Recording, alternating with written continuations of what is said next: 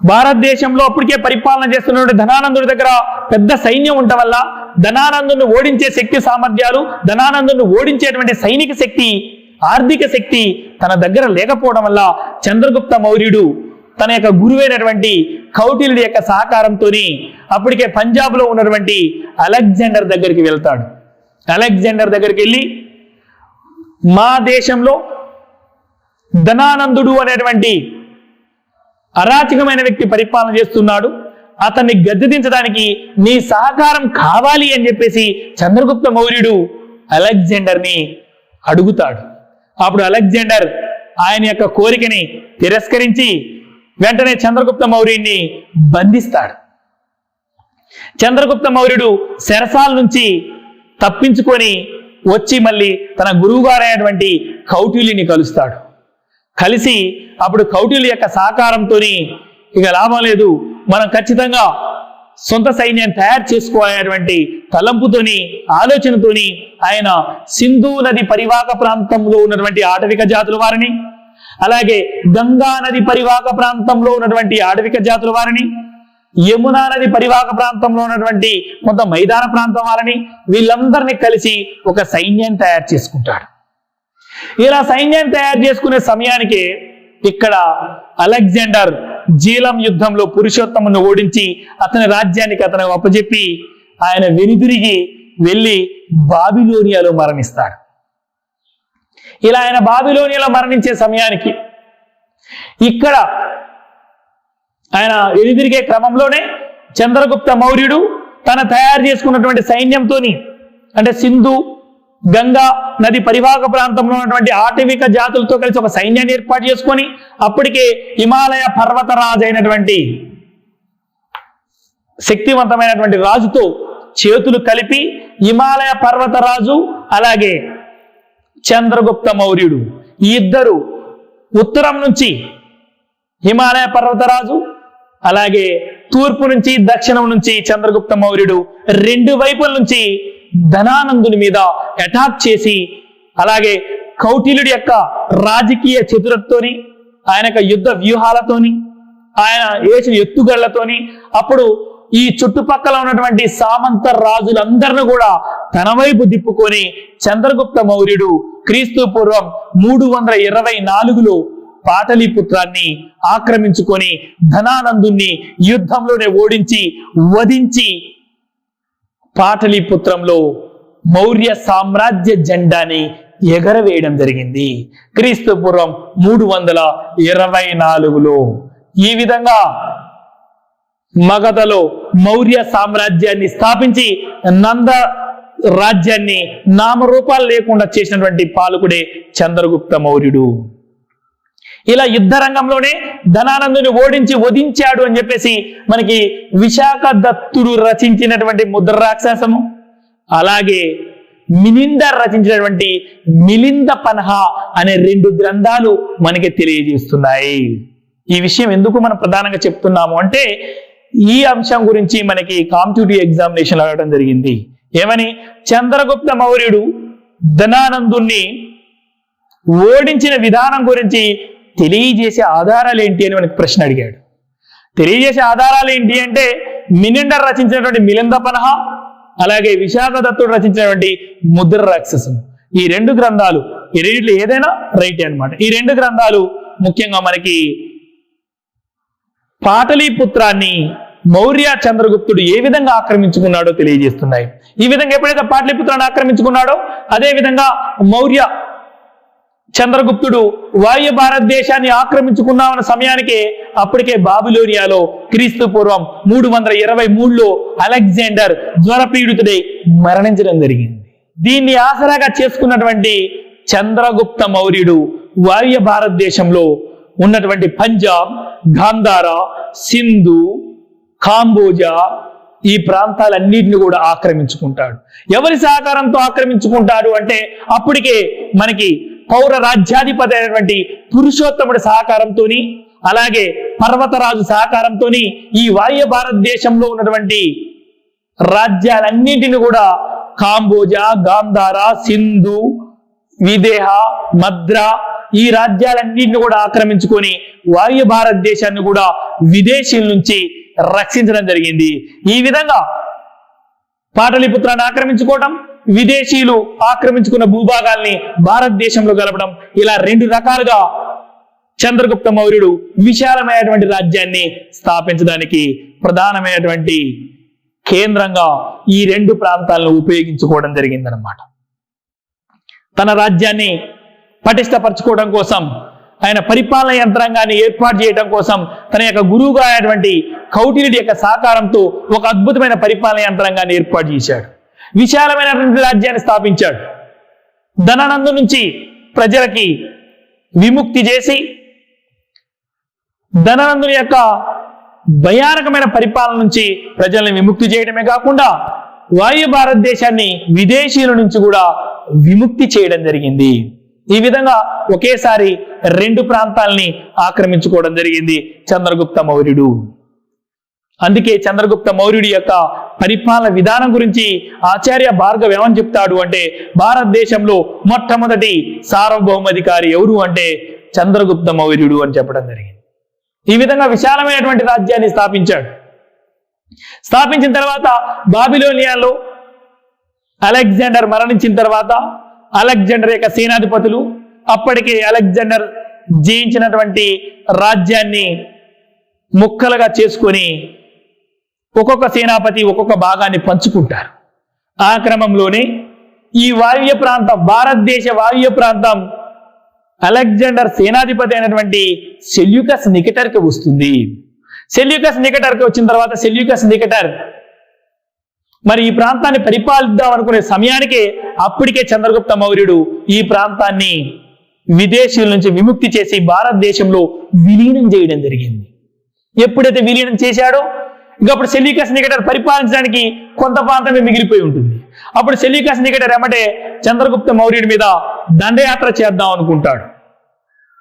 క్రీస్తు పూర్వం 321లో సెల్యూకస్ నికెటర్ వాయు ప్రాంతాన్ని ఆక్రమించుకోవడం కోసం చంద్రగుప్త మౌర్యుడి మీద దండయాత్ర చేద్దాం అనుకున్న సమయానికి అప్పుడు సెల్యూకస్ నికెటర్ సహచరులందరూ కూడా సెల్యూకస్ నికెటర్కి ఏమని చెప్తారు అంటే, అప్పటికే భారతదేశంలో విశాలమైన రాజ్యాన్ని స్థాపించినటువంటి చంద్రగుప్త మౌర్యుడి దగ్గర సుమారు 6 లక్షల కాల్బలము, అలాగే 30,000 అశ్విక దళము,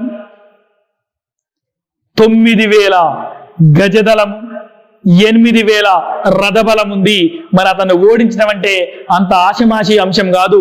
అతన్ని శత్రుత్వం పెంచుకోవడం కంటే మిత్రుత్వం పెంచుకోవడమే మంచిది అని చెప్పేసి సెల్యూకస్ నికెటర్ యొక్క సహచరులు అతనికి చెప్పడం జరిగింది.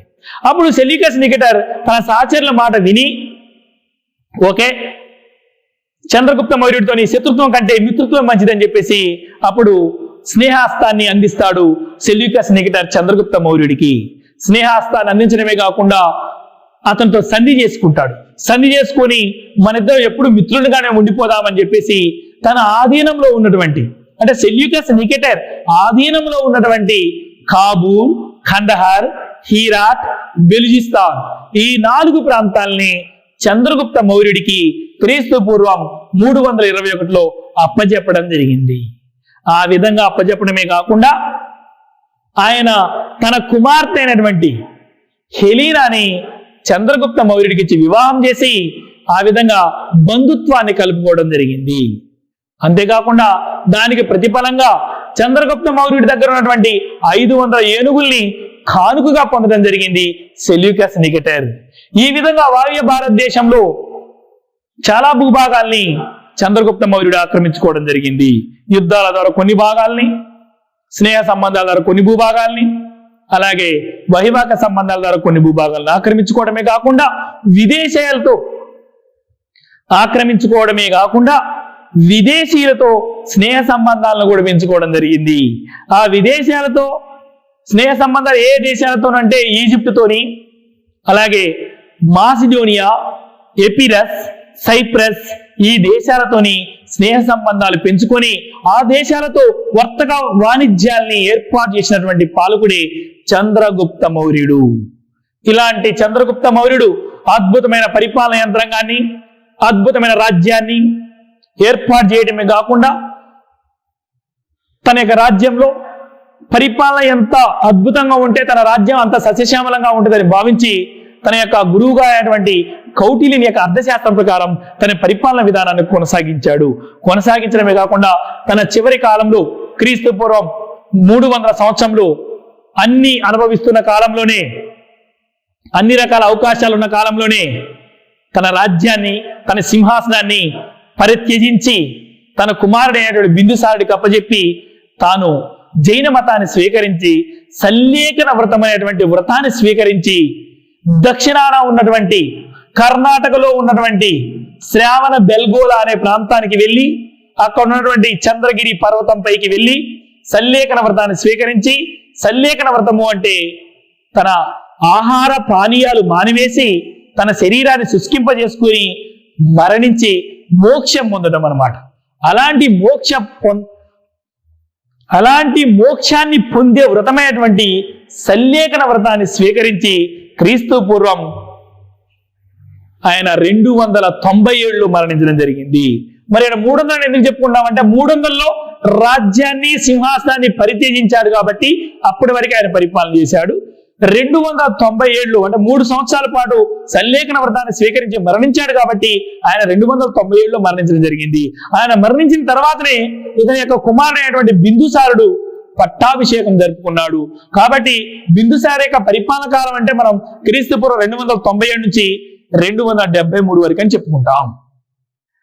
ఈ విధంగా భారతదేశ చరిత్రలోనే ఒక అద్భుతమైన పరిపాలన అందించి విశాలమైనటువంటి రాజ్యాన్ని స్థాపించి అన్ని అవకాశాలున్నా అద్భుతమైన విజయాలు అందుకున్నా కూడా సింహాసనాన్ని, రాజ్యాన్ని పరిత్యజించినటువంటి గొప్ప పాలకుడు ఎవరు అంటే చంద్రగుప్త మౌర్యుడు.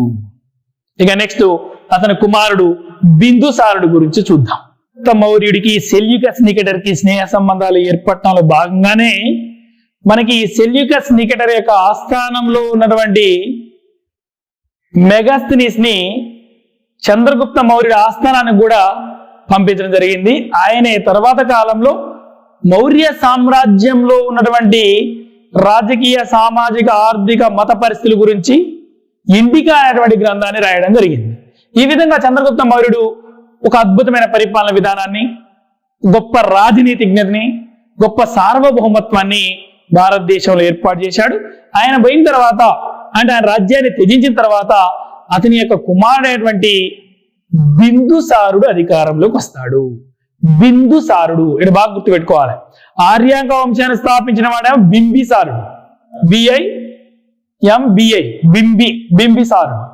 ఈయనేమో బిందుసారుడు, BINDHU బిందు, BINDHU బిందుసారుడు. ఈయన బిందుసారుడు అంటే చంద్రగుప్త మౌర్యుడి తర్వాత మౌర్య సామ్రాజ్యంలో అధికారంలోకి వచ్చింది ఎవరు అంటే బిందుసారుడు. ఈయన క్రీస్తుకు పూర్వం 297 నుంచి 273 మధ్యలో పరిపాలన చేయడం జరిగింది. ఈయన కూడా తన తండ్రిలాగానే విశాలమైనటువంటి రాజ్యాన్ని తన తండ్రి ఇచ్చి వెళ్ళినందుకు దాన్ని కాపాడుతూ దాన్ని ఇంకా దక్షిణ భాగానికి ఇంకొంత విస్తరింపజేసుకుంటూ వచ్చాడు. అలాగే తన తండ్రిలాగానే ఇతర దేశాలతో వర్తక వాణిజ్యాలు పెంపొందించడం కోసం స్నేహ సంబంధాలను పెంచుకున్నాడు. అలాగే దక్షిణ దిగ్విజయాత్రలో భాగంగా కొన్ని మిగిలిపోయిన ప్రాంతాలన్నింటినీ కూడా ఆక్రమించుకోవడం జరిగింది. ఆయన దక్షిణ దిగ్విజయాత్రలో భాగంగా కర్ణాటకలో ఉన్నటువంటి చాలా ప్రాంతాలని, కేరళలో ఉన్నటువంటి కొన్ని ప్రాంతాలను కూడా బిందుసారుడు ఆక్రమించుకున్నాడు. అందుకే ఆయనకు ఒక బిరుదు ఇవ్వడం జరిగింది గ్రీకులు. ఏమని అంటే అమిత్రఘాతుకుడు, అంటే మిత్రత్వం లేని వారిని జయించేవాడు అని అర్థం అన్నమాట. అంటే మిత్రుడు కాని వారిని ఆయన ఎప్పుడు కూడా యుద్ధ రంగంలో ఓడించేవాడు అని అర్థం అన్నమాట. అదే అమిత్రఘాతుకుడు అనే బిరుదు కలిగిన వాడు ఎవరు అంటే బిందుసారుడు. ఈయన ముఖ్యంగా సిరియాతోని, ఈజిప్టుతోని స్నేహ సంబంధాలు పెంచుకున్నాడు.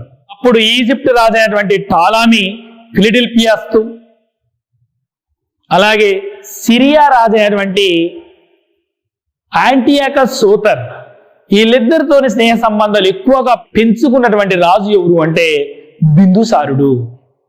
అంతేకాకుండా ముఖ్యంగా సిరియా రాజు అయినటువంటి యాంటియోకస్ సోదరుతోని ఈయన ఎక్కువ స్నేహ సంబంధాలని ఎక్కువగా పోషించడం జరిగింది.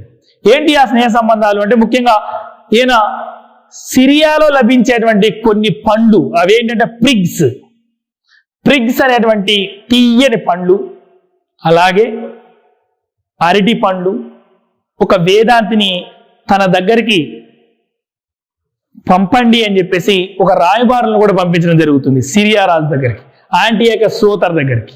ఓకే, ఆయన అన్ని ఒప్పుకుంటాడు, ఒక వేదాంతిని మాత్రం పంపించాడు. ఆ రెండు కూడా ఇతనికి పంపించడం జరిగింది. అలాగే ముఖ్యంగా ముఖ్యంగా ఏంటంటే ప్రిగ్స్ అనే పండ్లు, వైన్ అంటే ద్రాక్ష సారాయి, అలానే కొన్ని రకాల మంచి అక్కడ లభించేటువంటి అరటి పండ్లని బిందుసారుడి యొక్క ఆస్థానాన్ని పంపించడం జరిగింది. ఈ విధంగా తన తండ్రి యొక్క రాజ్యాన్ని కాపాడటమే కాకుండా, తన తండ్రి యొక్క ఆశయాల్ని కాపాడటమే కాకుండా, తన యొక్క తండ్రి ఏర్పాటు చేసిన సుస్థిరమైనటువంటి రాజ్యాన్ని, పరిపాలన యంత్రాంగాన్ని అద్భుతంగా కాపాడుకుంటూ వచ్చినటువంటి రాజే బిందుసారుడు. బిందుసారుడి తర్వాత బిందుసారుడికి సుభద్రాంగికి జన్మించినటువంటి కుమారుడే అశోకుడు. ఈయన బిందుసారుడికి ఉన్నటువంటి సుమారు 3 భార్యలు ఉంటారు.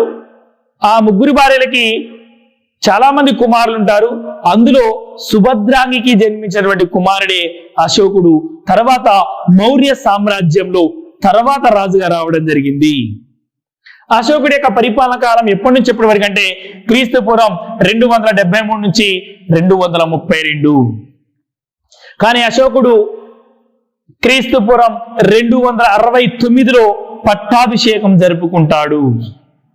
ఎందుకు అశోకుడు అని ఎందుకు పేరు వచ్చింది?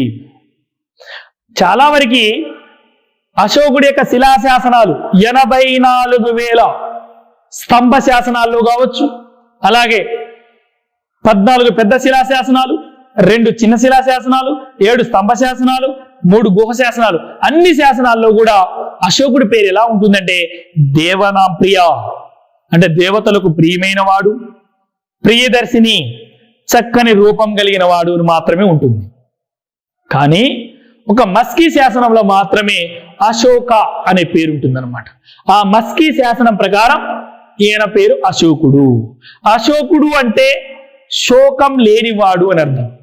మీరు ఇది బాగా గుర్తుపెట్టుకోవాలి. ఏంటి అంటే అశోక అనే పేరు కలిగినటువంటి శాసనం ఎక్కడ లభించింది? చాలా కాంపిటేటివ్ ఎగ్జామినేషన్లో ఈ ప్రశ్న రావడం జరిగింది. మస్కీ శిలాశాసనంలో అశోక అనే పేరు ఉంటుంది. మిగిలిన శిలాశాసనాలన్నింటిలో కూడా ప్రియదర్శిని, అలాగే దేవనాం ప్రియ అని ఉంటుంది. దేవానాం ప్రియ అంటే ఏంటి అని అడిగాడు కొన్ని కాంపిటేటివ్ ఎగ్జామినేషన్. దేవానాం ప్రియ అంటే దేవతలకు ప్రియమైన వాడు. ప్రియదర్శిని అంటే చక్కని రూపం కలిగిన వాడు అని అర్థం. మస్కీ శాసనం ప్రకారం అశోకుడు అని పిలుస్తున్నారు. అశోకుడు అని ఎందుకు పెట్టింది సుభద్రాంగి అతనికి పేరు అంటే ఆమె జన్మనిచ్చేటప్పుడు, అశోకుడికి జన్మనిచ్చేటప్పుడు ఆమె ఉన్నటువంటి చిన్న కుటీరంలో అప్పటికే బిందుసారుడు ఆమెని అడవిలో వదిలిపెట్టి వెళ్ళినప్పుడు అడవిలో ఉన్నటువంటి సుభద్రాంగి తన కుమారుడు అయినటువంటి అశోకుడికి ప్రసవించే సమయంలో తను ఉన్నటువంటి చిన్న కుటీరము తగలబడిపోతుంది. అది కూడా ఎవరు తగలబెడతారు అంటే బిందుసారుడి యొక్క సేనాపతి, అలాగే బిందుసారుడి యొక్క 2వ భార్య యొక్క తండ్రి తగలబెట్టిస్తాడు. కాబట్టి సుభద్రాంగి పురిగినప్పులతో బాధపడుతూ ఉంటే ఇల్లు దగలబడిపోతూ ఉంది. కాబట్టి ఆ ఏడుపు సమయంలో ఆమె బయటికి ఒక మార్గం, రహస్య మార్గం గుండా బయటికి వెళ్ళి ఒక నది ఒడ్డున ఈ అశోకుడికి జన్మనించడం వల్ల ఏడ్చే సమయంలో అంటే శోకించే సమయంలో జన్మించిన నా కొడుకు జీవితంలో శోకించకూడదు అనేటువంటి తలంపుతోని అశోక అనే పేరు పెట్టడం జరిగింది అని చెప్పేసి మనకి బౌద్ధ గ్రంథాలు తెలియజేస్తున్నాయి. అశోక అంటే శోకం లేనివాడు. అంతేకాకుండా అశోకుడు తర్వాత కాలంలో బిందుసారుడు సుభద్రాంగిని అశోకుని తన ఆస్థానాన్ని పిలిపించుకొని తనకి రాజనీతిలో, విలువిద్యలో, దండనీతిలో అనేక రకాలుగా శిక్షణ ఇప్పించిన తర్వాత మరి బిందుసారుడు చివరి క్షణంలో అజీవిక మతాన్ని స్వీకరించి వెళ్లే క్రమంలో అశోకుడికి తన రాజ్యాన్ని అప్పచెప్తాడు. అయితే అశోకుడికి రాజ్యాన్ని అప్పచెప్పిన తర్వాత మరి 273లో అధికారంలోకి వచ్చిన అశోకుడు మరి 269లో ఎందుకని పట్టాభిషేకం జరుపుకోవాల్సి వచ్చింది? ఈ 4 సంవత్సరాల కాలంలో ఏం జరిగింది అనే అంశంలో సరైన ఆధారాలు లభించట్లేదు. అయితే బౌద్ధ గ్రంథాల ప్రకారం బౌద్ధ గ్రంథాలు ఏం తెలియజేస్తున్నాయంటే అశోకుడు బౌద్ధ మతం స్వీకరించడం కంటే ముందు చండ అశోకుడు, బౌద్ధ మతాన్ని స్వీకరించిన తర్వాత ధర్మ అశోకుడు అని చెప్పడం కోసం ఏమని చెప్తున్నాయి అంటే, అశోకుడు తన రాజ్య సింహాసనం అధిష్ఠించే నాటికి తన సోదరులు అడ్డుపడ్డప్పుడు 99 మంది సోదరుల్ని చంపివేసి ఆయన ఆ 4 సంవత్సరాల కాలంలో తన సోదరులకి తనకి మధ్య నిరంతరం యుద్ధం సంఘర్షణ జరిగింది కాబట్టి ఆ క్రమంలోనే వాళ్ళందరూ చంపివేసిన తర్వాత తన రాజకీయ అధికారాన్ని సుస్థిరపరచుకున్న తర్వాత 269 BCలో పట్టాభిషేకం జరుపుకున్నాడు అని బౌద్ధ గ్రంథాలు చెప్తున్నాయి. కొన్ని మరి విశాఖదత్తుడు ముద్ర రాక్షసం కానీ కొన్ని గ్రీకు రచనలు ఏం తెలియజేస్తున్నాయంటే, మరి అశోకుడు అలా ఏమి కాదు, వారసత్వ యుద్ధం తన అన్నయ్యటువంటి సుసీముడికి ఇతనికి మధ్య వారసత్వ యుద్ధం జరిగింది అని కొన్ని గ్రంథాలు చెప్తున్నాయి. మరి అశోకుడు తన ఏంచినటువంటి 14 శిలాశాసనాల్లో 4వ శిలాశాసనాలు ఏమని తెలియజేస్తాయంటే, తన యొక్క సోదరుల్ని చాలా గౌరవించాను, వాళ్ళ మేలు కోరాను, వాళ్ళకు కావాల్సిన అన్ని వసతులు ఏర్పాటు చేశాను అని చెప్పేసి తన శిలాశాసనంలో పేర్కొనడం జరిగింది. మరి ఈ శిలాశాసనాన్ని బట్టి చూస్తే అశోకుడు తన యొక్క 99 మంది సోదరుల్ని చంపలేదని, కేవలం బౌద్ధ మతం స్వీకరించడం వల్ల మంచి మనిషిగా మారానని చెప్పడం కోసం బౌద్ధ గ్రంథాలు ఆ విధంగా చెప్తున్నాయని చెప్పేసి మనకి శిలాశాసనాన్ని అధ్యయనం చేసినటువంటి చరిత్రకారులు చెప్పడం జరిగింది అనమాట. ఏది ఏమైనప్పటికీ కూడా అశోకుడు క్రీస్తు పూర్వం 269లో పట్టాభిషేకం జరుపుకుంటాడు. జరుపుకున్న తర్వాత ఆయన ఒక రాజ్యం మీదికి యుద్ధానికి బయలుదేరతాడు. అది ఏ రాజ్యము అంటే కళింగ. ప్రస్తుత ఒరిస్సా రాష్ట్రంలో ఉన్నటువంటి ఈ కళింగ ప్రాంతము అశోక సామ్రాజ్యంలో భాగంగా ఉండదు. తన తాత అయినటువంటి చంద్రగుప్త మౌర్యుడి కాలంలో కూడా కళింగ ఎందుకో మౌర్య సామ్రాజ్యంలో భాగంగా లేదు. తన తండ్రి బిందుసారుడి కాలంలో కూడా కళింగ రాజ్యం మౌర్య సామ్రాజ్యంలో భాగంగా లేదు. మరి అలాంటి రాజ్యాన్ని తన తాత తన తండ్రి జయించినటువంటి రాజ్యాన్ని నేను జయించాలనే తలంపుతోని ఒక కారణం అయితే, రెండవ కారణం ఏంటి అంటే తూర్పులో ఉన్నటువంటి ఈ రాజ్యాలకి దక్షిణాన ఉన్నటువంటి ఈ రాజ్యాలకి మధ్య నౌకాపరంగా వర్తక వ్యాపారాల పరంగా అడ్డుగా ఉన్నటువంటి రాజ్యం ఏది అంటే కళింగ. కాబట్టి వ్యాపారం కోసం ఈ కళింగ రాజ్యం, వర్తక వాణిజ్యాల కొరకు ఈ కళింగ రాజ్యం అడ్డుపడుతుందనేటువంటి తలంపుతోని ఈ కళింగ రాజ్య ఆక్రమణ కోసం క్రీస్తు పూర్వం 261లో కళింగపై దండయాత్ర చేస్తాడు అశోకుడు. క్రీస్తు పూర్వం 261 నుంచి క్రీస్తు పూర్వం 260 వరకు 1 year పాటు భయంకరంగా జరిగినటువంటి యుద్ధంలో కళింగ ప్రజలందరూ కూడా పాల్గొంటారు. అశోక సైన్యం, కళింగ ప్రజలు, వీళ్ళిద్దరి మధ్య సుమారు 12 నెలల పాటు జరిగిన ఈ భయంకరమైనటువంటి ఘోరమైన యుద్ధంలో కళింగ ప్రజలు సుమారు 1,50,000 మంది ఈ యుద్ధంలో క్షత్రగత్తులు కావడం జరిగింది. సుమారు 50,000 మంది అంగవైకల్యం చెందడం జరిగిందని చెప్పేసి మనకి ఆధారాలు తెలియజేస్తున్నాయి. ఈ యుద్ధం ముగిసిన తర్వాత అశోకుడు దగ్గరలో ఉన్నటువంటి కొండనెక్కి చూడగానే ఆ కొండల మధ్యలో, ముఖ్యంగా తూర్పు కనుమల మధ్యలో జౌగాడ అనేటువంటి ప్రాంతంలో ఈ యుద్ధం జరిగింది. ఈ యుద్ధం జరిగినటువంటి ప్రదేశంలో దగ్గరలో ఉన్న కొండ ఎక్కి చూసినటువంటి అశోకుడికి ఏమి కనిపిస్తుంది అంటే, ఆ యుద్ధంలో చనిపోయిన యొక్క సైనికుల యొక్క రక్తం, కళింగ ప్రజల యొక్క రక్తం ఏరులై ప్రవహిస్తూ ఉంటుందన్నమాట.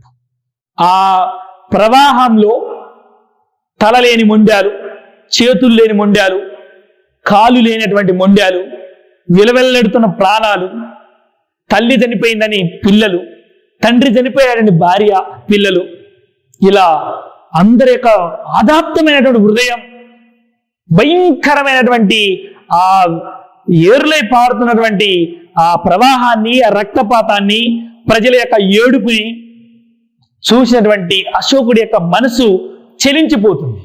అంత భయంకరంగా ప్రజలందరూ కలిసి సైన్యంతో పోరాటం చేసినటువంటి యుద్ధం కళింగ యుద్ధం. అలాంటి కళింగ యుద్ధాన్ని అశోకుడు చూసి తన యొక్క మనసు చెలించిపోతుంది. తన హృదయం బాధాప్తంగా మారిపోతుంది. చిన్నపిల్లల యొక్క రోదనలు, ఆడవాళ్ళ యొక్క ఆర్తనాదాలు, ఈ ఏడుపులని విన్నటువంటి అశోకుడు ఆ యొక్క భయంకరమైన యుద్ధాన్ని చూసి, ఆ భయంకరమైనటువంటి రక్తపాతాన్ని చూసి ఇక జీవితంలో యుద్ధం చేయకూడదు, గెలుపు అంటే చంపటమే కాదు మనసుని గెలవడమే అని చెప్పేసి భావించి యుద్ధ పేరి స్థానంలో ధర్మ పేరి మోగించాలనే ఉద్దేశంతో ఆ యుద్ధం ముగిసిన తర్వాత కళింగ రాజ్యాన్ని తన రాజ్యంలో విలీనం చేసిన తర్వాత పాటలిపుత్రాన్ని చేరుకున్నటువంటి అశోకుడు మొగలిపుత్త తిస్స, అతన్ని ఉపగుప్తుడు అంటారు, అతన్ని పిలిపించుకొని అతని యొక్క సహకారంతో, అతని యొక్క ఆశీస్సులతోని బౌద్ధ మతాన్ని స్వీకరించడం జరిగింది. క్రీస్తుపూర్వం 259లో బౌద్ధ మతాన్ని స్వీకరించిన తర్వాత అశోకుడు అప్పటి నుంచి యుద్ధఘోష స్థానంలో యుద్ధబేరి స్థానంలో ధర్మఘోష, ధర్మబేరి మోగాలని చెప్పేసి ఆయన యుద్ధానికి స్వస్తి పలకడం జరిగింది. ఆ విధంగా తన యొక్క జీవిత కాలంలో తన యొక్క మనసుని చెలింపజేసినటువంటి భయంకరమైన యుద్ధమే కళింగ యుద్ధం. ఇది క్రీస్తుపూర్వం 261లో ప్రస్తుత ఒరిస్సాలో ఉన్నటువంటి జౌగాడ ప్రాంతంలో జరిగింది.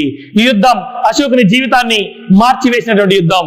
ప్రపంచ దేశ చరిత్రలోనే ఒక విజయం సాధించిన తర్వాత యుద్ధానికి స్వస్తి పలికినటువంటి గొప్ప పాలకుడు ఎవరు అంటే అశోక ద గ్రేట్.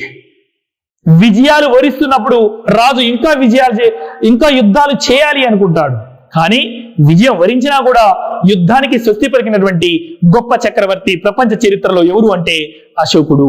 అంతేకాకుండా ఆ ధర్మఘోషని దేశవ్యాప్తం చేయడం కోసం, ప్రపంచ వ్యాప్తం చేయడం కోసం ఆయన బౌద్ధ మతాన్ని స్వీకరించడం జరిగింది.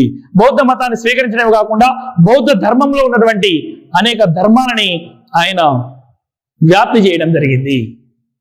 ఇలా కళింగను కూడా జయించిన తర్వాత అశోకుడి యొక్క సామ్రాజ్యం పూర్తి భారతదేశంలో ఒక్క కామరూప అంటే అస్సాం, అలాగే తమిళనాడులోని కొన్ని ప్రాంతాలు మినహా మిగిలిన ప్రాంతం మొత్తం కూడా, హిమాలయాల్లోని చిట్ట చివరి హిమాలయ ప్రాంతాలు మినహా మిగిలిన ప్రాంతం మొత్తం కూడా అశోకుడి ఆధీనంలోకి వస్తుంది. ఈ సువిశాలమైనటువంటి రాజ్యాన్ని అశోకుడు ప్రధానంగా కొన్ని రాష్ట్రాలుగా విభజించాడు. ఉత్తరాన తక్సిల రాజ్యము అంటే తక్సిల రాష్ట్రంగా, తూర్పున తోసలి రాష్ట్రంగా, అలాగే పడమన ఉజ్జయిని రాష్ట్రంగా, దక్షిణాన సువర్ణగిరి రాష్ట్రంగా, అలాగే మరికొన్ని రాష్ట్రాలుగా సౌరాష్ట్ర, కళింగ రాష్ట్రాలుగా విభజించి వీళ్ళకి ముఖ్యంగా తన యొక్క కుమారుల్ని కుమారామాత్య, రాకుమారులు, ఆర్యపుత్రులు అనే వారిని ఈ రాష్ట్రాల మీద అధిపతులుగా చేసి ఈ విశాలమైనటువంటి రాజ్యాన్ని పరిపాలిస్తూ ఆయన ఇక మరొక యుద్ధం రాకుండా ఉండటం కోసం, బౌద్ధ మతాన్ని వ్యాప్తి చేయటం కోసం తన యొక్క జీవన విధానాన్ని మార్చుకోవడం జరిగింది. యుద్ధ పేరి స్థానంలో ధర్మబేరి మోగిస్తూ ఆయన తన బౌద్ధ మతాన్ని స్వీకరిస్తూ జంతు హింస చేయకూడదని చెప్పేసి ఆయన జంతు హింస చేయకూడదు, ప్రాణులకి ఎలాంటి హాని తలపెట్టకూడదని చెప్పేసి, మాంసాన్ని భుజించకూడదని చెప్పేసి ఒక శాసనం చేయటమే కాకుండా మొట్టమొదటిసారిగా తాను అనుసరించాలని చెప్పేసి తాను అనుసరిస్తూ తన రాజభవనంలో ఎలాంటి మాంసాహారాన్ని వండకూడదని చెప్పేసి నిషేధిస్తూ దేశంలో కూడా చాలా వరకు ప్రజలందరూ కూడా జంతువుల్ని బలివ్వకూడదని చెప్పేసి సాధ్యమైనంత వరకు ప్రజల్ని చైతన్యపరచడం కోసం ప్రయత్నం చేశాడు. అంతేకాకుండా ప్రజా సంక్షేమం కోసం అనేక హాస్పిటల్స్ ని ఏర్పాటు చేశాడు. ప్రజా సంక్షేమమే కాకుండా జంతువుల యొక్క క్షేమం కోసం కూడా జంతువులకు కూడా హాస్పిటల్స్ ని ఏర్పాటు చేశాడు. అంతేకాకుండా ఒక ప్రాంతం నుంచి ఇంకో ప్రాంతానికి వెళ్ళడానికి రహదారుల్ని ఏర్పాటు చేశాడు. బాటసారుల ప్రయాణానికి, వర్తక వ్యాపారాల ప్రయాణానికి మంచి రహదారులు ఏర్పాటు చేశాడు. రహదారులు ఏర్పాటు చేయడమే కాకుండా రహదారులకు ఇరువైపులా మరి ఆ రహదారి గుండా ప్రయాణిస్తున్న బాటసారులు కావచ్చు, అలాగే ముసలి వాళ్ళు కావచ్చు, పిల్లలు కావచ్చు, మరి పక్కన సేద తీరడానికి ఖచ్చితంగా వృక్షాలు ఉండాలి, చెట్లు ఉండాలనే ఉద్దేశంతో రహదారికి ఇరువైపులా చెట్లు నాటించడం జరిగింది. అంతేకాకుండా మరి ఒక ప్రాంతం నుంచి ఇంకో ప్రాంతానికి సుదూరంగా ప్రయాణించేటువంటి బాటసారులకి, ముసలి వాళ్ళకి, అలాగే పండితులకి, పామరులకి, సన్యాసులకి, అలాగే పెద్దల వృద్ధులకి వీళ్ళందరికీ ఆహార పానీయాలు అందించడం కోసం దారి పొడవునా అక్కడక్కడ సత్రాలను ఏర్పాటు చేయడం జరిగింది. మంచినీటి సౌకర్యాలను ఏర్పాటు చేయడం జరిగింది. బావుల్ని తవ్వించడం జరిగింది. ఈ విధంగా జంతువులకు కానీ, వృక్షాలకు కానీ, పక్షులకు కానీ, మనుషులకు కానీ అనేక రకాలైనటువంటి అపాయం తలపెట్టకుండా అనేక సంక్షేమ కార్యాలని తలపెట్టడం జరిగింది అశోక చక్రవర్తి. అంతేకాకుండా బౌద్ధ మతాన్ని భారతదేశంలోనే కాకుండా ప్రపంచ మతంగా ప్రపంచ దేశాలకి వ్యాప్తి చేయడం కోసం ఆయన ధర్మ మహామాతృలు అయినటువంటి ఒక ప్రత్యేకమైన ఉద్యోగులు ఏర్పాటు చేసి దేశం మొత్తం కూడా బౌద్ధ మత వ్యాప్తి కోసం, బౌద్ధ మత ప్రచారం కోసం దేశం మొత్తం ధర్మ మహామాతృల చేత బోధనలు ఇప్పించడం జరిగింది. అంతేకాకుండా ప్రాదేశిక, యుక్త, రజ్జుక అనేటువంటి అధిపతులను కూడా, ఉద్యోగులను కూడా 3 సంవత్సరాలకు ఒకసారి దేశం మొత్తం తిరిగి బౌద్ధ మతాన్ని వ్యాప్తి చేయాలి. జీవహింస చేయకూడదు, సత్యమే పలకాలి, ధర్మమే పలకాలి. అలాగే ధర్మకాంక్ష కోసం, ప్రజల్లో నీతి నియమాలు పెంచడం కోసం, పెద్దల్ని గౌరవించడం కోసం, ఎదుటి వ్యక్తి యొక్క ఆలోచనల్ని, ఎదుటి వ్యక్తి యొక్క ఆత్మాభిమానాన్ని గౌరవించడం కోసం ఈ శాఖలను ఏర్పాటు చేయడం జరిగింది. అంతేకాకుండా తన కుమార్తె అయినటువంటి సంఘమిత్రని, తన కుమారుడు అయినటువంటి మహేంద్రుణ్ణి శ్రీలంకకు పంపించి బౌద్ధ మత వ్యాప్తి కోసం కృషి చేశాడు.